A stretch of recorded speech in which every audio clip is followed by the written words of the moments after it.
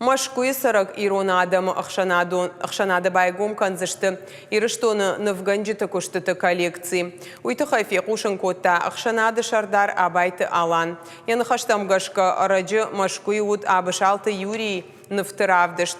Орашеш кухнывганаджы куштыты юхай балхатта меценат пухаты Олег. Балаварса котта ирона адам ахшанадан. Нырам кушсышты коллекции фақаждык дарканыныл. Очень радует, что картины, написанные мной, они относятся именно к нашему быту, к нашему жанру и к нашей культуре, к культуре Осетии. И представители могут не только Остинской общины, и москвичи могут знакомиться с нашим искусством, с нашей культурой.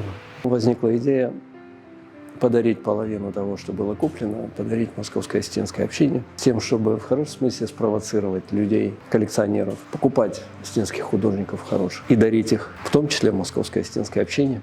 Потому что вот замечательная, мне кажется, идея Алана Михайловича Абаева создать коллекцию остинских художников в рамках Московской Остинской общины.